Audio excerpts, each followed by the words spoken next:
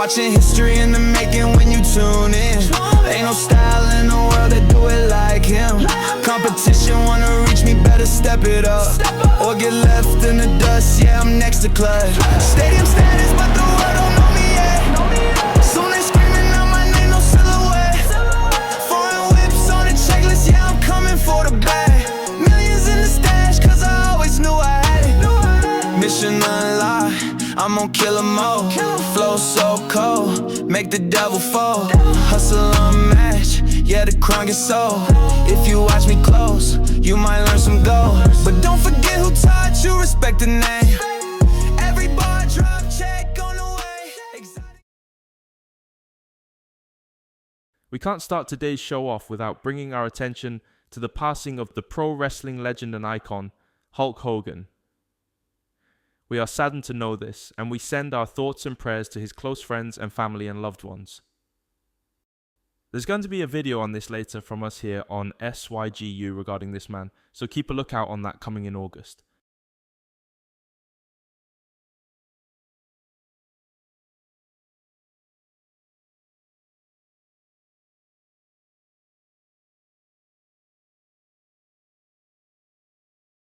Hello SYGU fans, and welcome to another exciting episode of Step Your Game Up. My name is Robbie, and I'm another backup host here filling in for Tim for this episode, while Tim is out of the studio for the time being.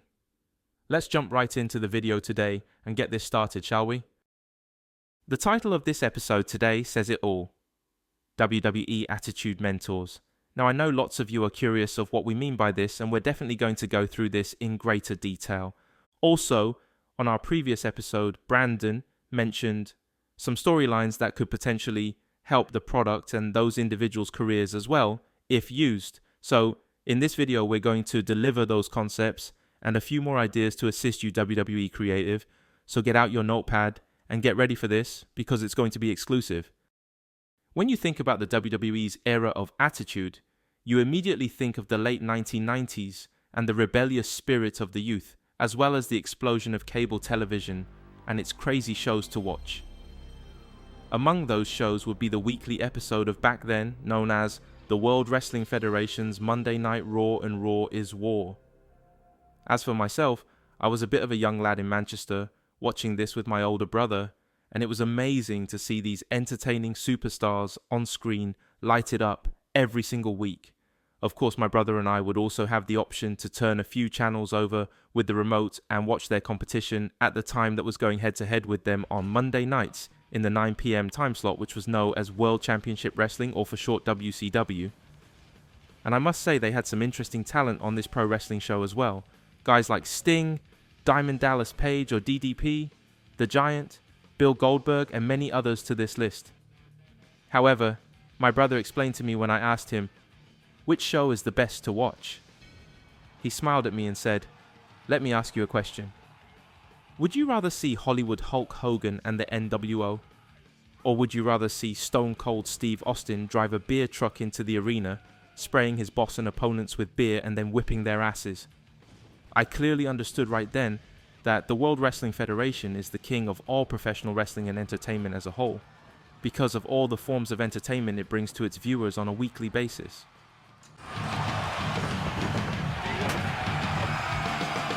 This is why my brother and I would watch Monday Night Raw every week, and me completely entertained by everything that went on, and not for 1 second get bored with the product, because it was edgy and full of surprises each week, because it left you with that cliffhanger of, wow, what the hell is going to happen next week? In order for this to be a success, you must look at the leaders of that magic that made up that iconic era of this company, which eventually brought them success over working side by side with Paul Heyman's ECW and completely owning WCW. The leaders of that was the masterminds of the boss, Vince McMahon Jr., and the voices in his ear who he finally started listening to, thank God, the Heartbreak Kid Shawn Michaels or HBK, and Hunter Hearst Helmsley, or better known as Triple H. They kept telling Vince, "Hey, you gotta change and get with the times. These kids aren't buying this crap you're putting out each week of clowns and cheesy good guy versus bad guy storylines. These kids want to cheer the bad guys and get wild and see some stuff to them that's funny and cool. And right now, that's rebellion and chaos rated R stuff and not this PG stuff. Vince didn't want to listen because of the censorships and pissing off the network that has them on every week, which was the USA Network. However, something had to change for them. That change came with lots of risk and pissing off not just the USA Network, but kids' parents, as they'll call in on a show that I thought was the coolest ever, Live Wire. This show was right before the Attitude Era fully kicked into full gear, and I remembered them taking calls at a certain time and listening to the fans' questions as mothers would call in unhappy about what direction the product has gone in, and they're not happy about what their kids are watching. This was a problem, of course, at the time, because how do you do both? How to please the parents and put on a PG product, but still give those mature fans or Gen X viewers what they wanted so they don't go to watch your competition? I bet Vince was racking his brain with this one because something had to be done fast, because let's not forget, you're still in a war every Monday night when it comes to the ratings and staying in business. For 80 plus weeks, WCW dominated those ratings and owned the asses of World Wrestling Federation, and Vince needed to respond for survival and reclaim dominance. Now, what does all of this rich history has to do with today's episode? Some of you might be asking. Well, fast forward from 1998 to 2025 here in late July, as we're on our way to one of this company's biggest staple events each year, SummerSlam, going back to New Jersey, and for the first time ever, a 2-night event at that. This is huge, and by the way, our boss has paid for myself and a few others to be there, so SYGU will be there both nights at SummerSlam in MetLife Stadium. Super excited about that, but anyway, if you fast forward, like I was saying, from 1998 to today, it's not called World Wrestling Federation anymore, and it's now known as World Wrestling Entertainment. That's pretty much hit or miss when it comes to actually being as entertaining as it once was, in my opinion. This is a company that was known to keep you on your toes and at the edge of your seat, making you call a start and finish to a storyline a mile away with both of your eyes closed. I can't tell you how many times I personally saw the way they were going to go in the storytelling, and then they went there exactly the way I saw it heading. I hate that. But then when they throw me off guard and pull a surprise, then it's like, what the hell was that? Didn't really make much sense, and you're left thinking, who's calling these decisions, because it can't be Triple H. I saw how NXT Black and Gold brand was ran, and I'm telling you, this can't be him making all of these calls. This has to be the boss above him. Well, I'm here to say some of that stuff sucks, and this place has to change. We're here just like Shawn and Triple H back in those days saying to Vince, you guys have to change. This needs to get better. And in order for this to get there, you need those guys that helped bring that magic to the screen in the Attitude Era. Now let's bring in cool ideas of how we can create this to bring a better Monday Night Raw and SmackDown. On our previous episode, for those of you who haven't watched it, we debuted our new vision of the WWE and its new logo. Now this is our ideas, of course, because of the new era we believe WWE is now in. Led by a man, we all wanted to finish his story of becoming WWE champion to hand the belt to his father, the late legend and Hall of Famer, American Dream Dusty Rhodes, who passed away before this man could have that honor of doing. So he did whatever he could after leaving WWE and working everywhere in the indies, and in 2022 at WrestleMania to the company, and later finally he accomplished that goal with winning the WWE Championship from the OTC Roman Reigns at WrestleMania 40 in Philadelphia last year in 2024, officially finishing his story. Now Brandon talked about this new era with Cody Rhodes leading all of those superstars after him into this era. We're the ones with the name of this era, and WWE, you really need to use it because it's the right name for it. This era should be called the Dream Chaser era. This is what these new WWE superstars are all chasing, just like Cody, and that's to finish their stories, whatever they may be, on the biggest platform of professional wrestling and entertainment in the world. Use the name WWE and give us our credit or a thank you or something for using it. It'll help our little channel out a bit, what you say? We're here to help you become greater, so let's work together. Think about it, Triple H. Okay, let's pick up where Brandon left off on our previous episode talking about Grayson Waller and Austin Theory. Now, when you have two guys as talented as these two, you have to feed that talent with really good creative stuff. Theory was Vince McMahon's next John Cena, based off the way he looked and him being young and good looking.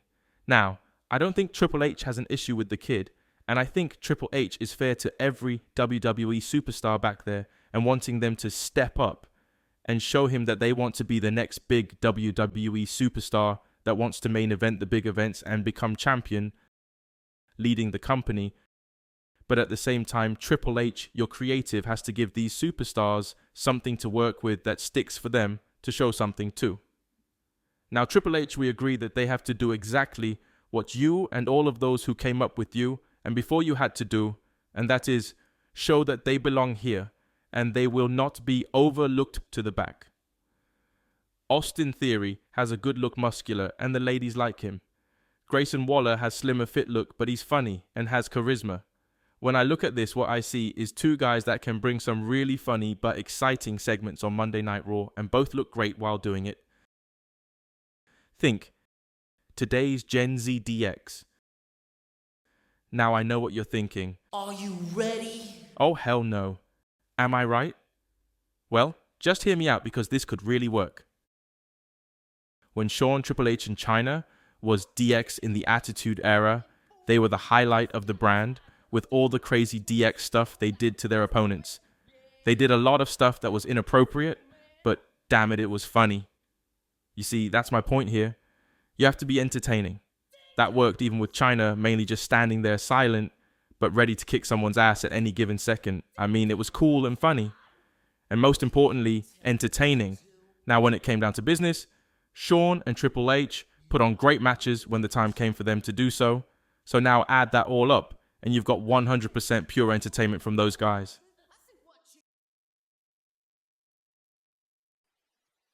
Are you ready? If you think you've done well against the other superstars of the WWF, you are sadly mistaken. Because in that ring, Hunter Hearst Helmsley has no equal. Watch carefully, fool, since you might just get an education in the process.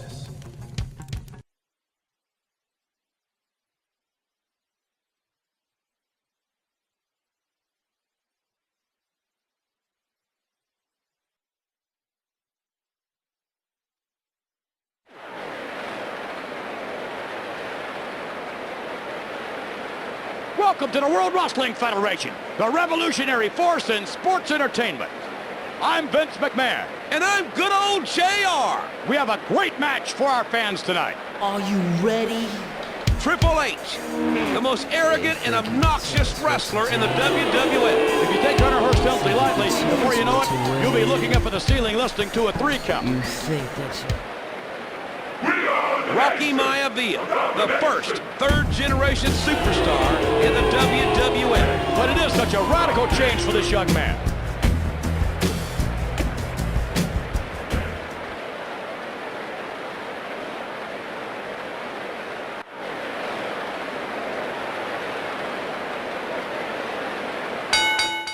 With these two guys of the team of Austin Theory and Waller, I would put them as the next DX of this generation, which means they have to do things that screams Gen Z, but a WWE superstar. Now that means the social media platforms are a key into this, and at only the right times it must be shared on screen for the audience to read so they can laugh. They also should have a room that no one is allowed in that's full of today's high-tech stuff. It's a really cool looking computer tech room and custom video game computers and chairs and cool couch and a bar with LED shoe for Grayson Waller to drink his shoey drinks. And Austin Theory has a platform that he stands on that spins very slow like Bobby Roode's Glorious, like a display table after the spotlight shines on him, similar to his entrance, but it's over the top funny with an heavenly voice, like he's God sent to the WWE, similar to Lex Luger, narcissist character, but without the extra outfit. All of this is all for these two to look really cool to the Gen Z audience, and their main objective to make the current WWE superstars take notice of the future, and that is them. This will call for a reset of this team with a new look and a new swag, new name. We're calling them the upgrade. Now, what do you do with all of this tech stuff in this room? And who will you make really funny segments with current WWE superstars? Well, let's first start off with who I would reintroduce this team. Now, let's say an episode of Monday Night Raw is about to go off at the very end, and then all the lights go out in a static computer, futuristic robotic sounding effects. Then all of a sudden, the Tron shows a bunch of screaming beautiful young adult women dressed up like they're going to the club near the very back entrance of the arena, and they're running and going crazy for someone as they're running towards these two exotic sport cars as women surround the cars, and both cars have dark tint on all windows, leaving mystery on who are in these two sport cars as the show ends with the trademark of Netflix and WWE fades off the air. Then the following week at the end of the show, the same thing happens again, but this time the running females have more women with them, and this time it's men as well running with their phones and pieces of paper with pens trying to get an autograph. But as they approach the two cars in the garage area, another exotic sports car pull up right alongside. The two cars and the three cars are all surrounded as some WWE talent in the back are looking on, wondering who the hell is in those cars and why are all these people are yelling in excitement and saying things like, "I followed your career in the indies, you're the best, and can we hang out or follow my IG or my social accounts?" They're screaming out to these cars as once again, no one can see inside and no one knows who they are. Now, at first fans will think this is that young group from WWE Evolved, but make sure to make it obvious it's not them by having another storyline that's too important to make that assumption. The third car was the last straw for Adam Pearce, and as he walks to the crowd with security and removes the crowd from the cars to get these people out of the building, the three cars began to back up and then peel off out of the garage one after the other as Adam is wonder who the hell that is, and once again the trademark and show goes up and the show ends.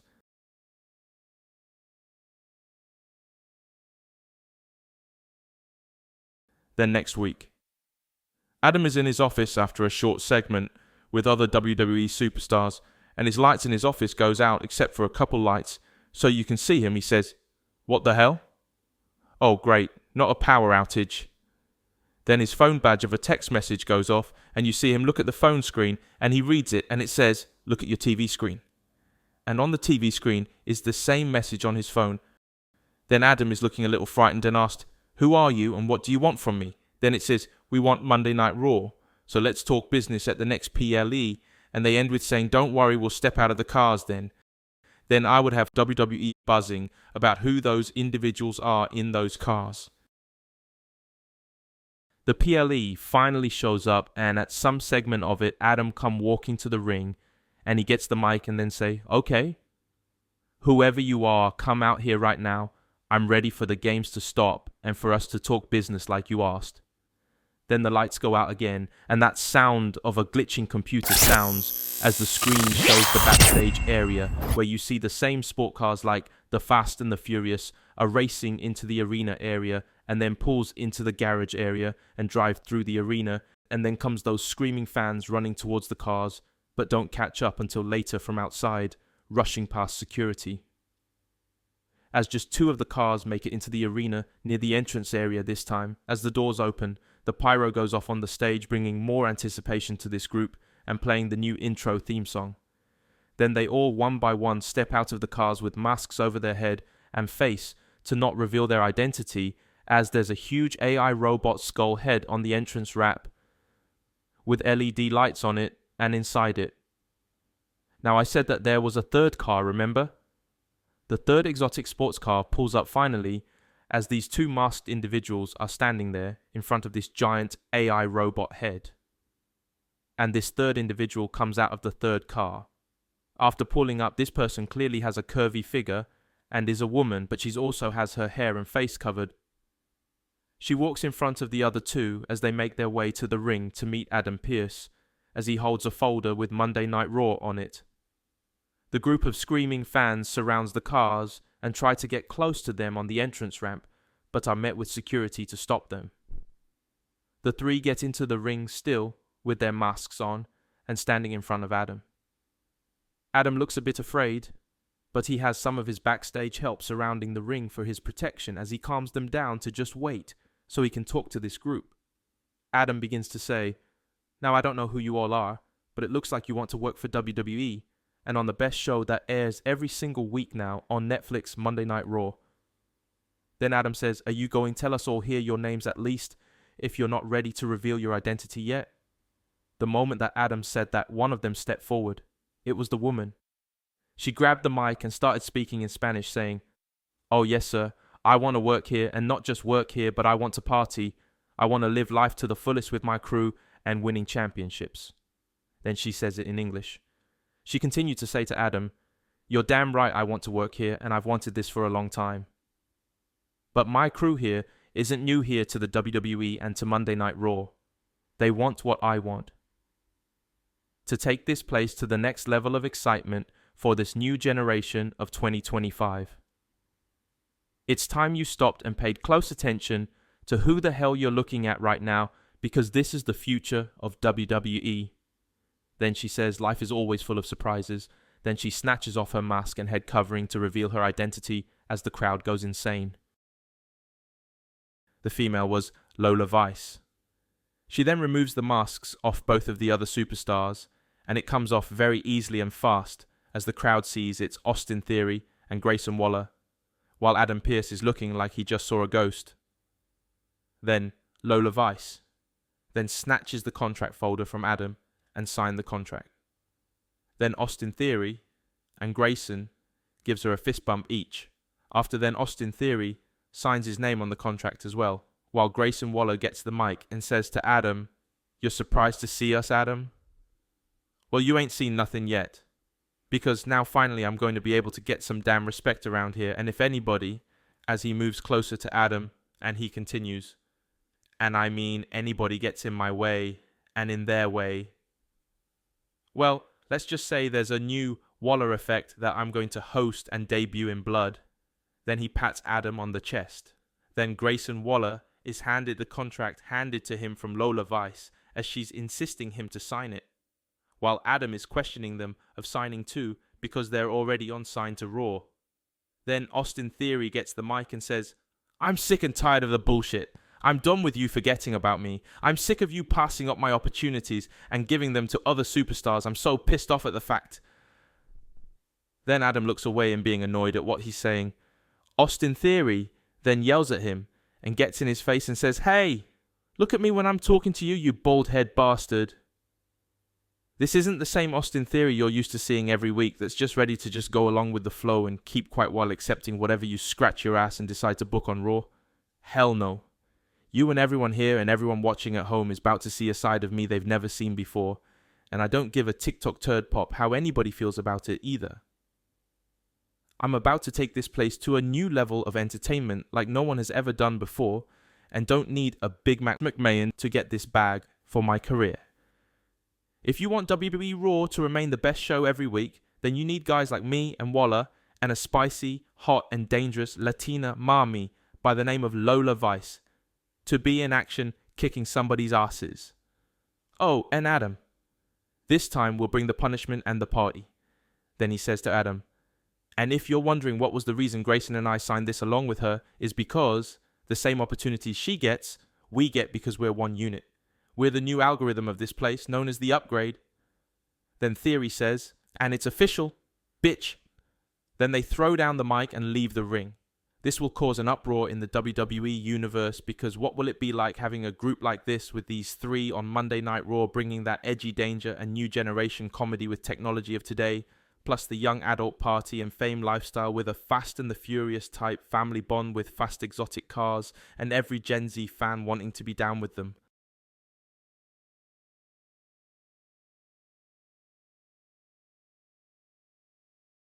The segments that's funny on Raw with this group could be them doing things to their enemies, like tying someone up with rope in a room to a little chair and ordering a really fat male stripper dressed like a sumo wrestler wearing dead fish on his butt to dance and squat in their face while twerking in their face until they're throwing up as the crowd is laughing.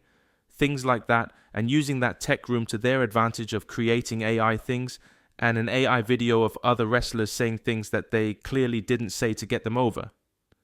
Also, since Lola Vice is always dancing, she will be constantly followed by guys trying to get with her, and she'll need security while in this group, as they're all living the rockstar career together.